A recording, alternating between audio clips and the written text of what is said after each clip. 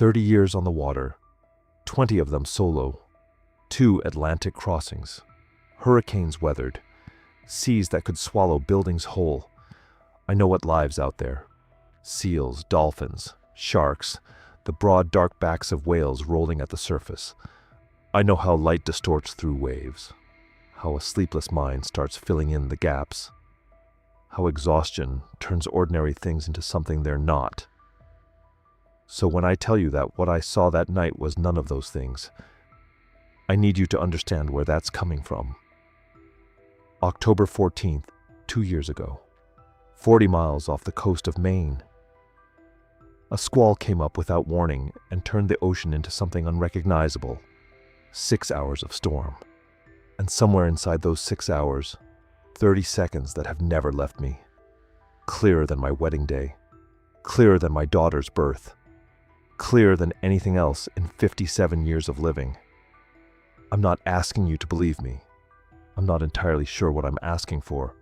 I only know I've kept this to myself long enough, and it won't give me any peace until I say it out loud.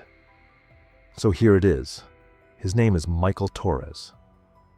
55 at the time of the incident.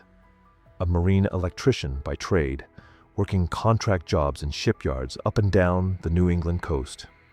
He bought his first sailboat at 26, a 28-foot sloop he restored himself over 3 years. He learned to sail the way most solo sailors do. Through books, through mistakes, through long weekends on the water that turned into long weeks, then months. By his 30s, he was taking extended leaves from work to make longer passages. Coastal runs at first, then offshore. He crossed to Bermuda and back, then the Azores, then a full Atlantic crossing, Newport to Portugal, 31 days alone. He wasn't running from anything. He had a daughter, joint custody, a decent relationship with his ex-wife. He had friends, work he was good at, a small house in Portsmouth. But the ocean gave him something nothing else did. Solo sailing isn't meditation. It's not peaceful. It's constant attention, constant adjustment, constant awareness of 1,000 variables that can kill you if you stop paying attention. Weather patterns, sail trim, navigation, equipment maintenance, sleep schedules broken into 20-minute intervals so you can scan the horizon for ships that won't see you. It's exhausting, and it's exactly as much solitude as a person can take before the solitude starts taking them. Michael knew the difference between alone and lonely. He knew the difference between silence and emptiness. He'd spent enough time at sea to recognize the shifts in his own perception, the way a person's mind starts filling space when there's nothing else to fill it. He knew about hallucinations, knew sailors who'd reported them. Voices, shapes, presences that felt real. He knew the brain does strange things when it's deprived of stimulus and flooded with adrenaline. He knew all of that. He told me that part first, before he told me anything else. He wanted me to understand that he wasn't some weekend hobbyist who panicked the first time things got rough. He'd been through storms before. He'd been exhausted before. He'd been scared before. But he'd never seen what he saw on October 14th. The voyage was supposed to be simple. A solo run from Portsmouth down to Annapolis, timing it for a weather window before the late season storms started rolling through. He'd done the route before. 7 days if the wind cooperated, maybe 10 if it didn't. He provisioned carefully. Canned food, dried goods, water enough for 2 weeks. He checked every system on the boat twice. Engine, rigging, electronics, safety gear. Everything worked. Everything was ready. He left on a Tuesday morning. Clear skies, light wind from the northwest, seas running about 3 feet. Perfect conditions. The kind of day that makes people think sailing is romantic instead of work. The first 3 days were exactly what he'd expected. Steady wind, no traffic, the boat moving smoothly through water that looked like hammered fuel under the October sun. He saw the normal things. Fishing boats in the distance. a pod of dolphins that followed his bow for an hour on the second day, gulls, a single humpback breaching half a mile off, close enough to hear the blow. He wasn't thinking about anything unusual. He was thinking about sail trim and wind shifts and whether to push through the night or heave to and sleep. He was thinking about the hydraulic fluid leak in the steering system that he'd patched, but probably needed to replace. He was thinking about his daughter's birthday in 2 weeks and whether he'd be back in time. The ocean was just the ocean. Big and different, full of life he could name and categorize and understand. He'd been out there long enough to feel comfortable, which is exactly when the sea reminds you that comfort is a mistake. The weather forecast that morning called for clear conditions through the week.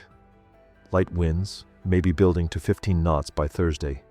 No storms, no warnings, no reason to expect anything but an easy passage. By noon, that forecast was wrong. The wind changed first. Not gradually. Sailors know gradual. Gradual you can prepare for. This was sudden. The northwest breeze that had been pushing him south all morning swung east in less than 10 minutes. Then southeast. Then it wasn't breeze anymore. It was wind. Real wind. The kind that makes a noise you feel in your chest before you hear it in your ears. The barometer had dropped. He'd checked it an hour before and had been steady at 1,015 millibars.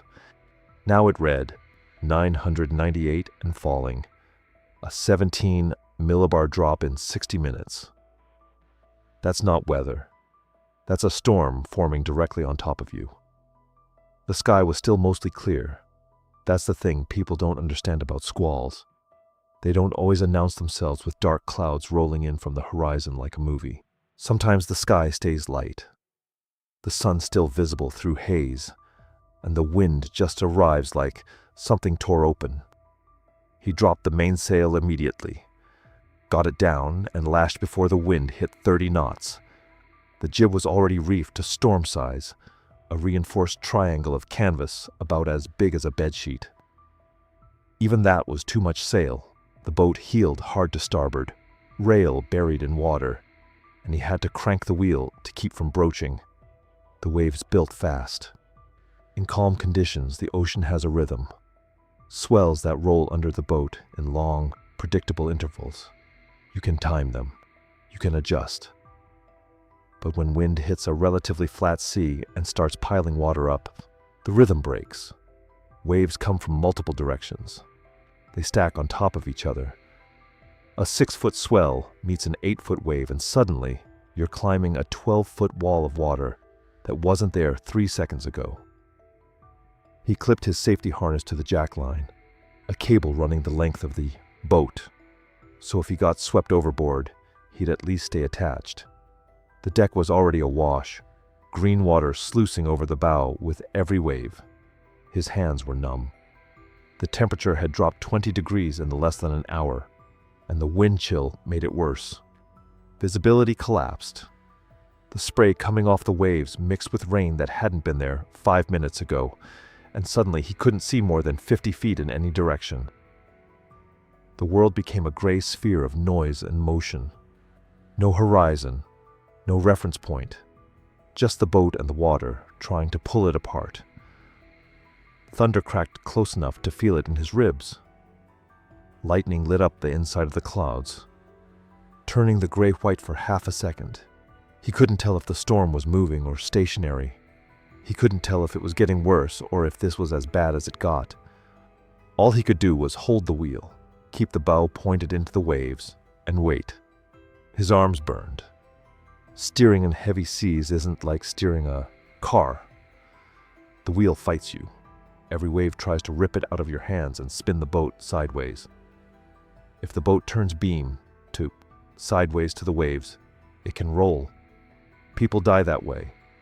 So you hold the wheel, and you fight it, and your shoulders scream, and your hands cramp, and you hold it anyway. Time stopped meaning anything. He didn't know if he'd been in the storm for 1 hour or 3. His watch said 2:47 p.m., but that information didn't connect to anything.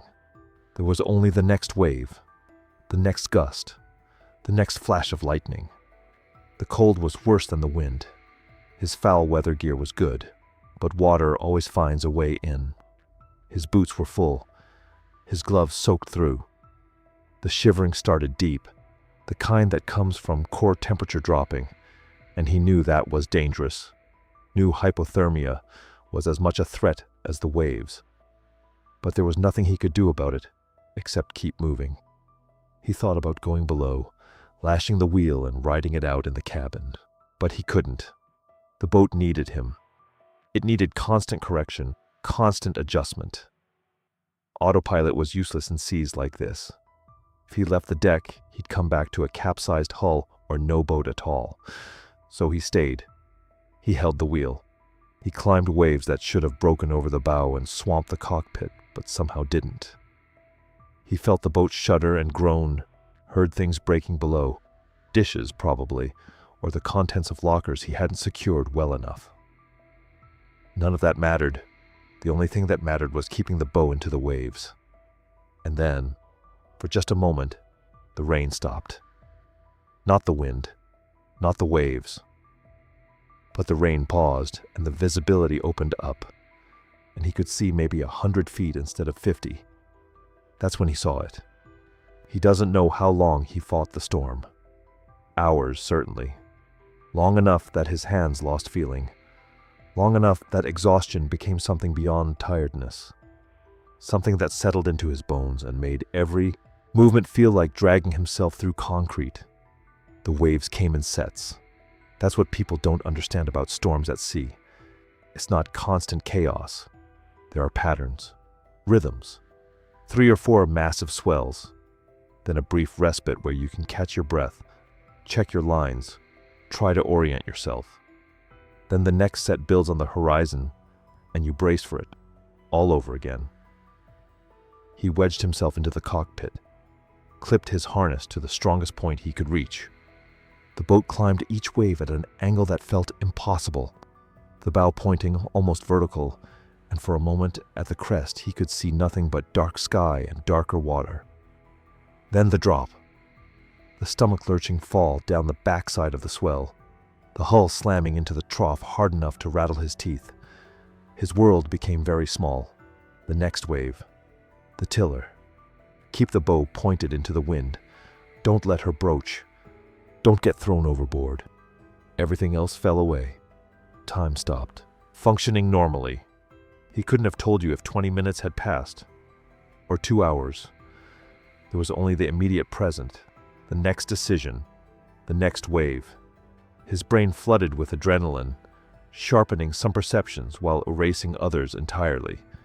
Later, he wouldn't remember if he'd been thirsty or hungry or cold, though he must have been all three. He would only remember the waves and the wind, and the single-minded focus on not dying. The rain came horizontal, driven by wind that screamed through the rigging. Visibility dropped to almost nothing. He could barely see the bow of his own boat. The world became a gray void punctuated by the white foam of breaking waves and the occasional flash of lightning that lit everything in stark, colorless relief. His hands cramped around the tiller. He tried to flex his fingers and couldn't. The muscles had locked. He had to pry them loose with his other hand, force them to release, then grip again before the next wave hit. This happened over and over. He stopped thinking about it. It became automatic, mechanical. Hypothermia creeps in slowly. You don't notice it happening.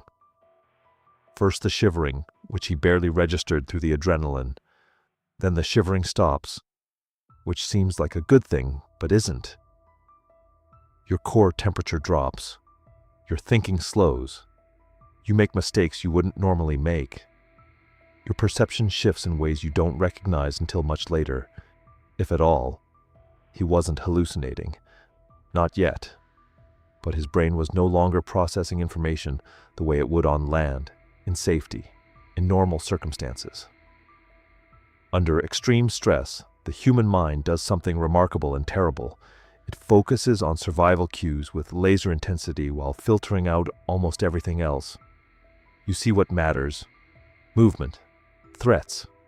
Anything that doesn't directly relate to staying alive simply doesn't register. This is important. This is the state he was in when he saw what he saw. The lightning helped and hurt in equal measure.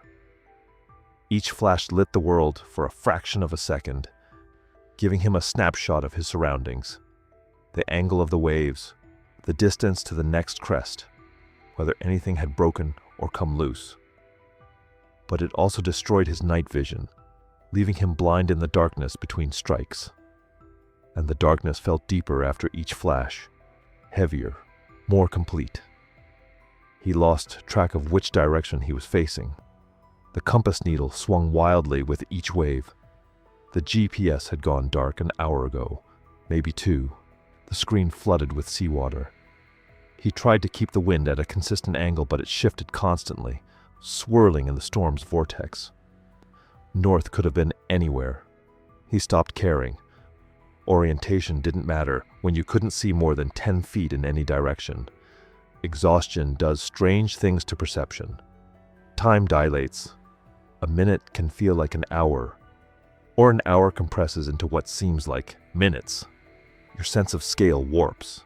Waves that are 15 feet tall look like mountains, or mountains look small. You can't trust your own judgment. He remembers thinking very clearly that he might die, not in a panicked way. It was almost calm, that thought. Matter of fact, this might be how it ends. People die at sea all the time. Experienced sailors, careful ones, people who knew what they were doing. The ocean doesn't care about experience or preparation. Sometimes it simply takes what it wants. But he wasn't ready to accept it. Not yet. So he held the tiller and pointed into the waves and waited for the storm to decide. The rain eased slightly. He noticed this only because he could suddenly hear the wind more clearly, no longer muffled by the drumming of water on fiberglass. The waves were still massive, still dangerous. But something in the air had shifted. The pressure changed. He couldn't have explained how he knew, but he knew. The worst had passed. He was through the center. That's when his guard dropped. Just slightly, just enough. The body can only maintain that level of alertness for so long before something has to give. He'd been running on adrenaline and fear for hours. Now, sensing the danger receding, his system began to crash. The shaking intensified. His vision blurred at the edges. He was aware, distantly, that he needed water, food, warmth, rest. None of those things were available. He loosened his grip on the tiller, flexed his frozen hands, tried to take stock of the damage. In the dimness he could see torn canvas, broken lines, equipment that had come loose and washed overboard. But the hull was intact. The mast was standing. He was alive. The lightning flashed again, and in that split second of illumination he saw something in the water. Not a wave, not debris. Something else. It was perhaps 20 feet from the boat, off the port side, rising with the swell. The lightning froze it in place like a photograph, colorless and stark. He had 1 second, maybe less, to process what his eyes were showing him before darkness slammed back down. The shape was wrong. That's what his brain registered first. Not the specific features, not what it was, but that it was wrong. It didn't move like the water around it. It had structure where there should have been chaos. A form. Vertical in the water, shoulders above the surface. Long hair, he was certain of that detail. Absolutely certain. Streaming behind it in a way that wasn't like seaweed or kelp or anything he'd seen before. It moved with the wave, but not entirely with it. It had its own motion, its own agency, and a face. He saw a face, not clearly. Not enough to describe features beyond the basic architecture of eyes, nose, mouth, but it was oriented toward him, looking at him. The eyes caught the lightning's reflection in a way that made them seem to glow. Then darkness, complete and total. The afterimage burned on his retinas, that frozen moment stamped into his vision. He blinked hard, trying to see again, trying to find it in the black. Nothing. Just the sound of wind and water and his own harsh breathing. He doesn't know how long he stared into that darkness. Seconds. Minutes. His hand found a flashlight clipped to his life jacket. He fumbled with numb fingers, finally got it loose, thumbed the switch. The beam cut through the rain. He swept it across the water, searching the area where he'd seen the shape. The light showed him waves, foam, empty ocean, nothing else. His heart hammered. The adrenaline that had been fading surged back. Different now. Not the fear of drowning, but something else. Something he didn't have a name for. He kept the light moving, scanning methodically, the way he'd been trained to search for man-overboard situations. The beam was weak, the batteries probably dying, but it was enough to illuminate 15, maybe 20 feet of surface. He saw nothing that matched what the lightning had shown him. A seal. It had to have been a seal. They surface vertically, sometimes head and shoulders above water. In that brief flash, exhausted and hypothermic, he'd misinterpreted it. His brain had filled in details that weren't there. Pattern recognition gone haywire. Pareidolia, seeing faces and random stimuli. It happens. It's documented. People see faces in clouds, in burnt toast, in the shadows on Mars. But seals don't have long hair. He forced himself to stop searching. Whatever it was gone. He needed to focus on immediate priorities, securing the boat, checking for leaks, getting to calmer water. The encounter had lasted 1 second, maybe less. He couldn't afford to obsess over it, but he couldn't stop seeing it. Every time he blinked, there it was. That frozen image, the shape rising from the water, the hair, the face turned toward him. He tried to reconstruct the moment logically. Lightning distorts perception. It creates harsh shadows, eliminates subtle details, reduces everything to black and white. The human brain abhors ambiguity. When presented with incomplete visual information, it fills gaps based on expectation and experience. He was exhausted, disoriented, hypothermic. His cognitive function was compromised. Of course, he'd misinterpreted something mundane as something extraordinary. Except the way it had moved, not with a wave but through it.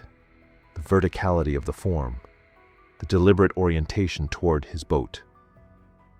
Those details didn't fit the seal explanation. They didn't fit any marine animal he knew. Another lightning flash. He flinched, then searched the illuminated water with desperate intensity. Nothing. Just waves. The darkness returned. He forced his grip to relax on the flashlight, made himself breathe slowly, counted inhales and exhales until his heart rate dropped back toward normal. It was gone. Whatever it had been, real or imagined, it was gone. But the image wasn't. It had burned itself into his memory with a clarity that would not fade. He would remember that moment with perfect precision for the rest of his life, would be able to recall every detail of that lightning-frozen instant, while entire years of his existence would blur into vague impressions. This moment had been encoded differently, stamped into his consciousness by adrenaline and fear and something else he couldn't name. Hours later, when the storm finally released him and the sun rose on water that had returned to gentle swells, he would try to convince himself he'd imagined it. The mind plays tricks. Stress and exhaustion create false memories. He knew this. He understood the science, but he also knew what he'd seen, and what he'd seen had looked back at him. The distinction mattered, though he couldn't have explained why. Misidentification is passive. Your brain misinterprets something that's there. Hallucination is internal.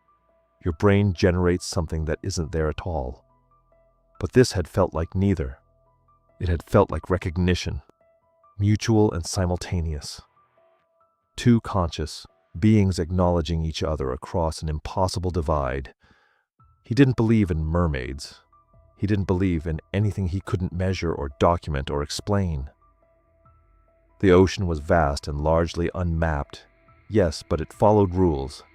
Physics, biology, chemistry.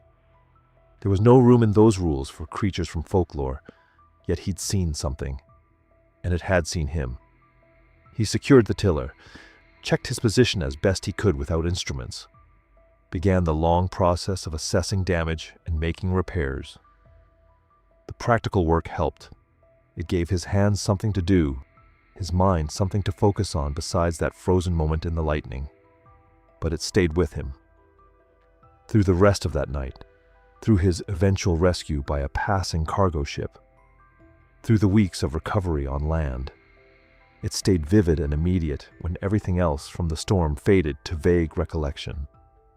He never filed a report about what he'd seen. What would he say? He'd glimpsed something during a lightning flash in the middle of a life-threatening storm while hypothermic and exhausted. Any investigator would dismiss it immediately. He would have dismissed it himself if someone else had told him the same story, but it had happened to him, and he couldn't dismiss it. The encounter lasted less than a second. The memory would last forever. He wasn't the first, not by centuries. Sailors have been reporting figures in the water since humans first built boats capable of leaving sight of land. The accounts span cultures that never contacted each other, languages that share no common root, and time periods separated by thousands of years. Yet the descriptions hold a pattern. Greek sailors wrote of sirens perched on rocks, their voices carrying across the water. These weren't the romantic figures of later stories. Ancient texts described them as dangerous, their songs a warning that rocks and death waited just beneath the surface. Ships that heard them rarely survived to tell the story. The few that did spoke of a compulsion they couldn't explain, a need to turn toward the voice, even as their rational minds screamed to flee. Off the coast of Scotland and Ireland, fishermen told stories of selkies, beings that move between two forms, seal in the water and human on land. The accounts were specific about when they appeared, during storms, at dusk, in the moments between safety and danger. Some described them as protectors who guided lost boats to shore. Others claimed they were omens, their appearance signaling that someone would die at sea within the week. Whether guardian or harbinger, the pattern remained consistent. They appeared when the boundary between survival and death grew thin. African coastal communities developed their own traditions around water spirits, particularly Mami Wata. The name translates simply to Mother Water, but the accounts describe something more complex than a maternal figure. Mami Wata could offer wealth, spiritual, knowledge, and protection to those she favored. She could also drag the unworthy beneath the surface. Fishermen made offerings before voyages, not out of superstition, but from lived tradition. Generations of experience teaching that something in the water responded to respect and disrespect alike. The Caribbean added its own accounts, blending African, European, and indigenous traditions into reports of beings that appeared during hurricanes. They were described as beautiful and terrible, their presence both mesmerizing and deeply wrong. Survivors spoke of seeing them in the water during the worst of the storm, always just at the edge of perception, never close enough to see clearly, but impossible to ignore. When European ships began crossing the Atlantic, the ship logs documented sightings with the same matter-of-fact tone used for recording latitude and wind speed. In 1493, Christopher Columbus noted in his journal that he'd seen 3 mermaids rise from the water off the coast of Hispaniola. He added that they were not as pretty as they are depicted, for somehow in the face they look like men. Modern analysis suggests he'd seen manatees, marine mammals that nurse their young while vertical in the water. their flippers cradling the infant in a disturbingly human-looking posture. But Columbus was an experienced navigator who'd spent years at sea. He'd certainly encountered seals, dolphins, and other marine life. The entry suggests he saw something that struck him as distinct, worth noting even if the reality disappointed the myth. Henry Hudson's crew reported similar sightings in 1608. Two men claimed to have seen a mermaid in the Arctic waters near Norway. The ship's log described her as having pale skin, long black hair, and a tail like a mackerel. Again, experienced sailors who knew the difference between a seal and something else. Again, the account made it into the official record despite the ridicule they might face. The British Navy took reports seriously enough that by the 1700s, procedures existed for documenting unusual sightings at sea. Officers were expected to record strange phenomena, including figures in the water, with the same attention to detail they gave to uncharted islands or unusual weather patterns. The Admiralty treated the ocean as an incompletely understood environment where anomalies might hold navigational or strategic significance. Japanese fishing villages maintained shrines to Ningyo, fish-like beings with human faces. Catching one was considered catastrophic luck, bringing storms and failed catches for years. The Ningyo appear in artwork dating back over 1,000 years. Their descriptions consistent across regions that had minimal contact: human-like upper body, fish-like lower body, appearance during storms or times of transition. Some accounts claimed eating Ningyo flesh granted immortality, but the price was a curse that isolated the eater from human community forever. Polynesian navigators, who crossed thousands of miles of open ocean using only stars, currents, and wildlife patterns, spoke of ocean spirits that guided or misled depending on the traveler's intentions. These weren't metaphorical. The navigators described specific encounters, particular locations where the spirits appeared most often, and the physical signs that indicated their presence. Unusual wave patterns, birds behaving strangely, a quality to the light that felt wrong. Apprentice navigators learned these markers as a survival information, not folklore. The pattern extends beyond maritime cultures. Inland rivers and lakes generated their own accounts. The Rhine, the Danube, the Congo, all carried stories of beings that were human enough to communicate, but never fully human. Always tied to the water, always appearing at boundaries, thunderstorms, floods. The moment when a swimmer realized they'd gone too far from shore. Skeptics point to the obvious explanation. Humans see patterns. We evolved to spot faces, to identify friend or threat from minimal visual information. A wave crest catches the light in a particular way, and our pattern recognition software generates a face. The brain fills in details that weren't there. Stress amplifies the effect. Fear makes us see what we expect to see. And sailors expected to see mermaids because other sailors had taught them to expect it. The counter-argument isn't that the skeptics are wrong about human perception.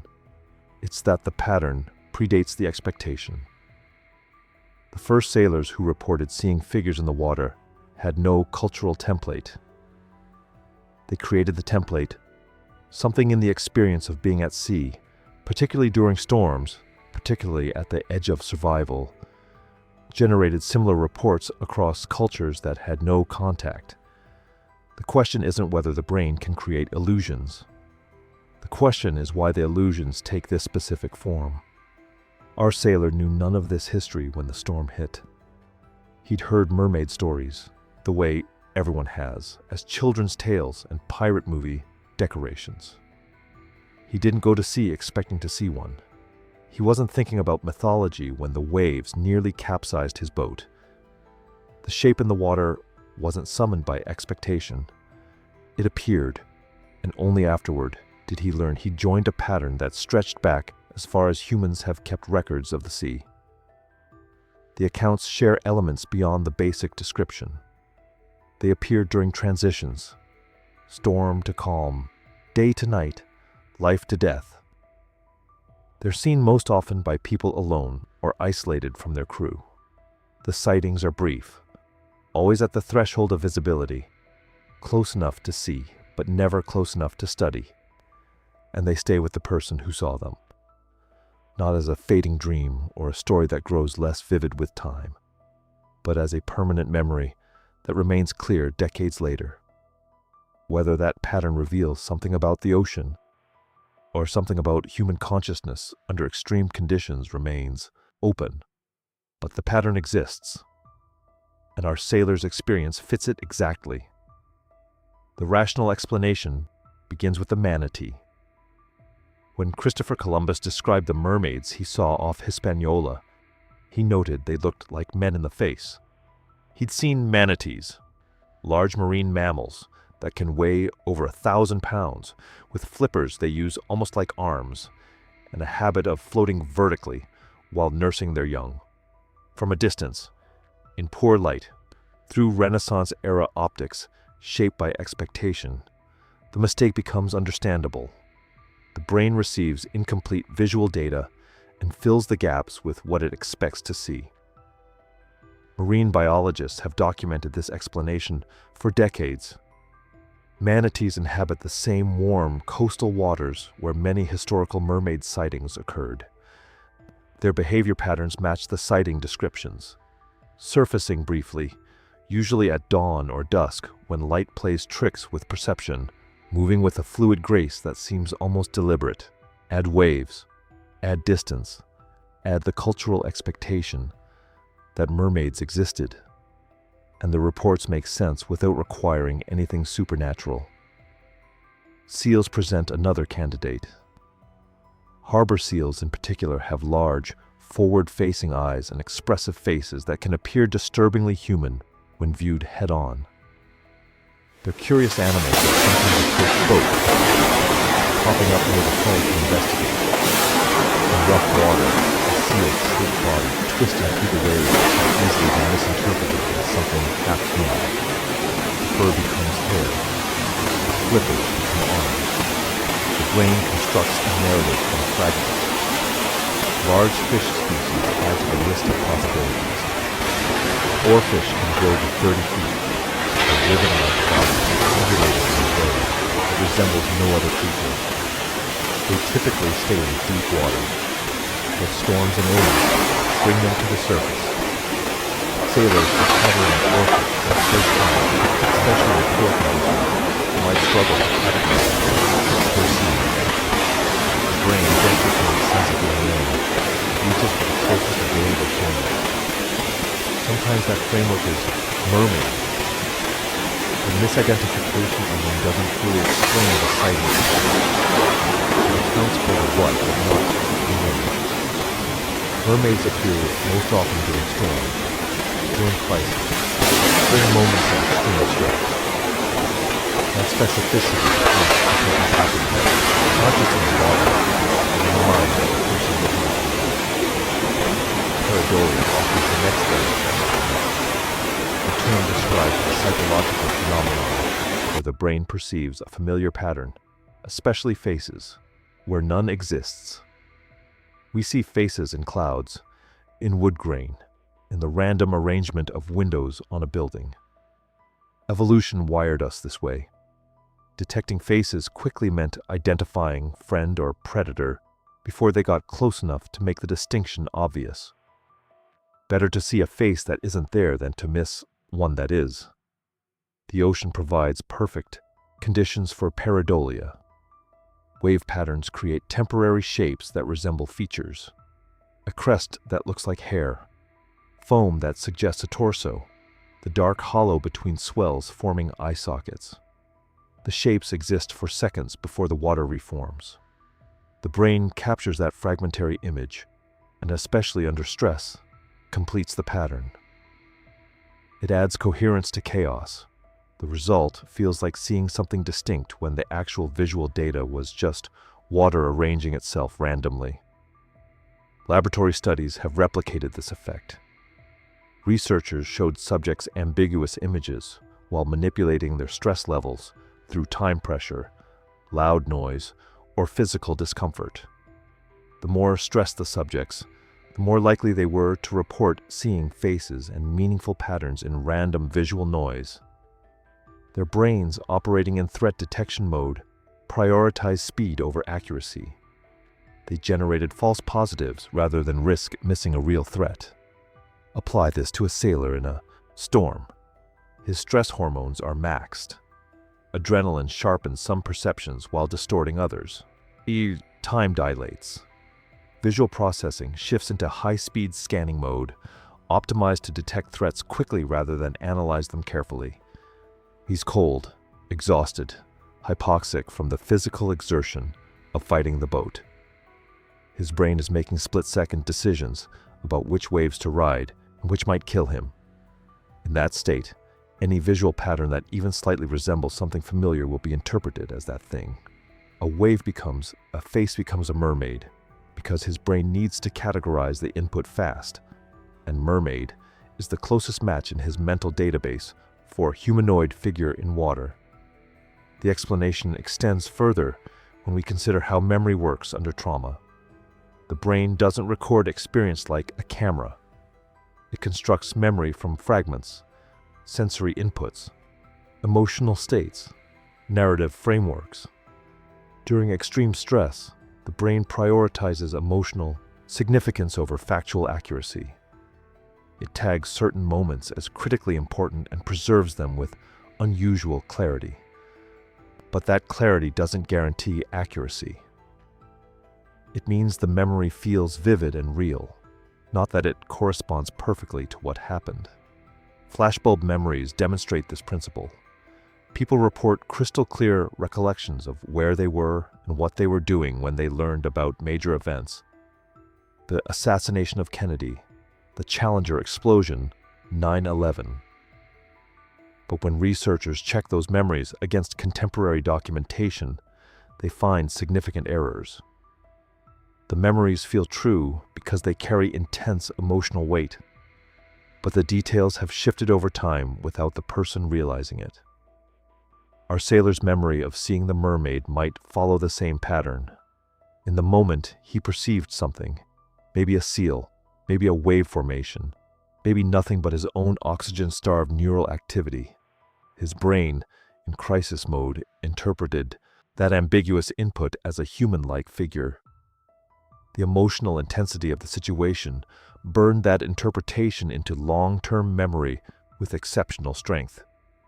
Years later, he recalls the mermaid with perfect clarity, not because his original perception was accurate, but because his brain encoded it as critically important survival information. Some researchers point to a specific phenomenon called hypnagogia, the transitional state between wakefulness and sleep, where hallucinations occur naturally. Extreme exhaustion can trigger hypnagogic states even when the person believes they're fully awake. The hallucinations feel completely real.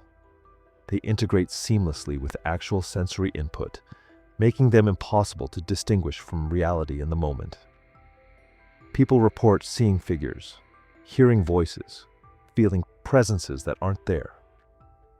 The experiences are vivid, coherent, and subjectively indistinguishable from waking perception. A sailor who's been battling a storm for hours enters exactly the physiological state that produces hypnagogic hallucinations. He's exhausted but wired with adrenaline. His sleep cycle is destroyed. His body is shutting down non-essential functions to preserve core survival systems. In that state, his brain might generate a completely convincing hallucination of a figure in the water, and he would have no way to recognize it as anything but real. The scientific explanation doesn't require dismissing the sailor as unreliable or foolish. It describes normal human perception, operating under abnormal conditions. His brain did what brains do.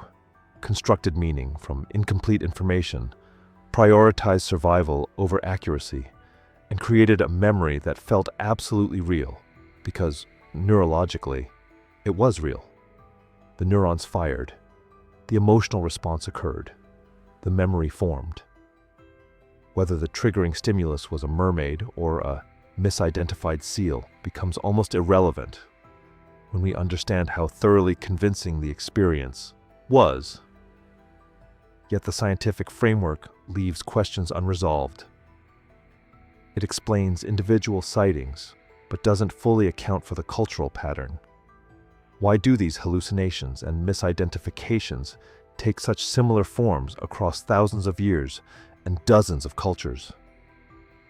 Pareidolia and stress response are universal human traits, but the specific form of the mermaid, half human, half fish, appearing during storms, making eye contact, shows up with remarkable consistency. The answer might lie in shared human neurology. Perhaps the combination of stress, exhaustion, and the specific visual environment of a storm at sea reliably triggers the same pattern completion processes in the brain. The ocean provides certain visual inputs: horizontal lines of waves, vertical spray, the contrast between dark water and white foam, and human visual processing consistently assembles those inputs into humanoid shapes. The cross-cultural similarity doesn't reflect objective reality, but reveals how, similarly, structured human brains respond to similar environmental conditions. Or perhaps the pattern reflects a deeper psychological archetype. Carl Jung proposed that certain symbols and figures appear across cultures not through transmission, but because they emerge from the shared structure of the human unconscious. The mermaid, in this framework, represents the boundary between the known world and the unknown depths, between human consciousness and the vast unconscious mind symbolized by the ocean. She appears during moments of transition and crisis, because those are precisely the moments when the boundary between conscious and unconscious becomes permeable. The scientific explanations are strong. They account for the physical mechanisms, the neurological processes, the environmental factors. They don't require anything supernatural or are undiscovered by marine biology. A skeptic can comfortably accept that every mermaid sighting in history was some combination of misidentification and perceptual error, and the evidence supports that conclusion. But our sailor knows what he saw. The scientific framework doesn't change his memory or diminish its emotional truth. He saw something in the water that night. His brain processed that something as a mermaid. The experience imprinted itself permanently. Whether it was objectively real or subjectively constructed, it altered his understanding of the ocean and his place in it. And that alteration was real regardless of what triggered it. He'd been awake for 14 hours when he saw her, maybe longer. Time had stopped following normal rules somewhere around hour 9, when exhaustion started drilling behind his eyes and his thoughts began sliding sideways. The brain doesn't tolerate prolonged stress well. After 6 to 8 hours of sustained adrenaline, cortisol saturation begins degrading cognitive function. Reaction time slows. Vision narrows. The ability to distinguish between real and imagined starts to blur. Sailors know this. Every experienced ocean-goer understands that the mind plays tricks after enough time fighting the sea. Shapes in the fog become ships. Sounds in the wind become voices. The exhausted brain, desperate for pattern and meaning, starts manufacturing both. What he experienced might have been a hypnagogic hallucination, the kind that occurs on the edge of sleep. These aren't dreams. They're vivid, often startlingly realistic, perceptual experiences that happen when the brain begins dream state processing, while conscious awareness remains partially active.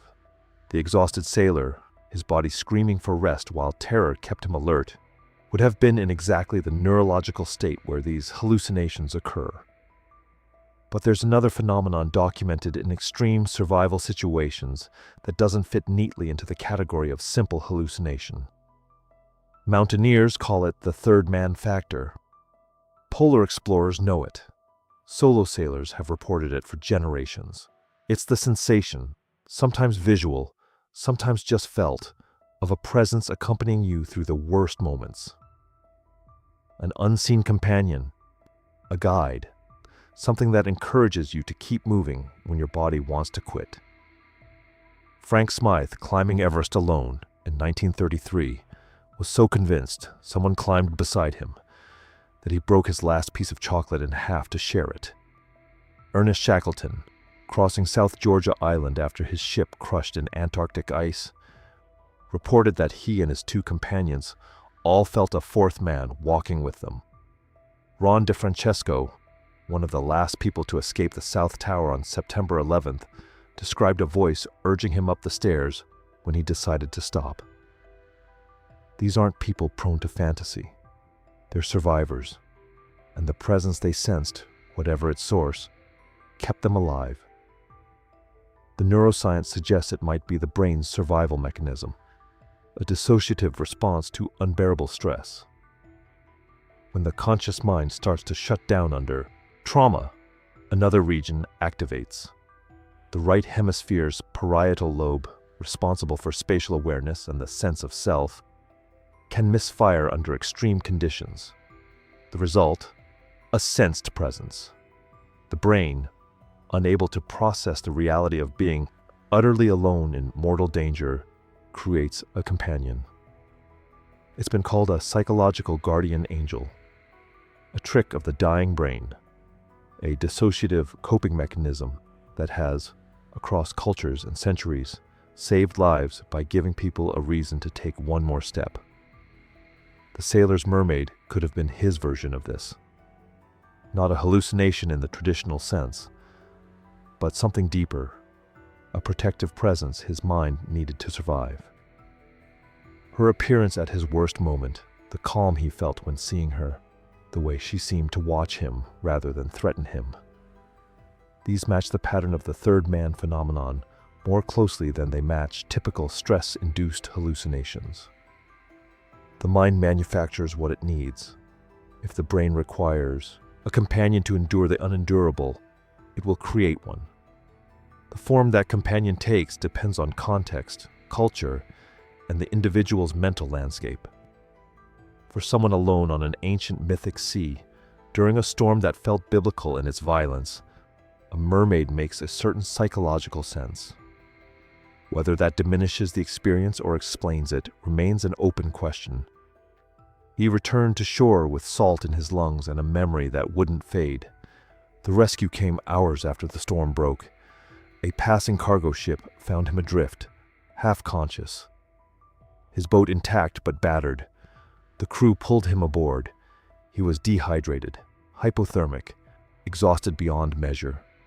They wrapped him in thermal blankets and gave him water. He didn't tell them what he'd seen. What would he have said? In the days that followed, he expected the memory to soften. Trauma does that sometimes. The brain smooths the edges, blurs the details, turns vivid recollections into vague impressions. But the mermaid stayed sharp. The face in the water, the eyes that met his, the impossible movement through the waves. It didn't fade. If anything, it became clearer. He tried to explain it once, weeks later, to a friend who'd known him for years. The friend listened, nodded, suggested he'd been through hell, and his mind had done what minds do under extreme stress. The conversation ended there. He didn't bring it up again. Not because he doubted himself, but because he realized the experience wasn't something he could share. It belonged to him alone. His relationship with the sea changed, though not in the way people might expect. He didn't develop a fear of the water. He didn't sell his boat or swear off solo sailing. Instead, he felt something closer to reverence. The ocean had always commanded his respect, but now it carried a different weight. He'd seen something out there, whether flesh and blood, hallucination, or something beyond current understanding, and that something had existed in a moment when he thought he might die. The sea had shown him a mystery, and he couldn't forget it. Other survivors of near-death experiences report similar shifts.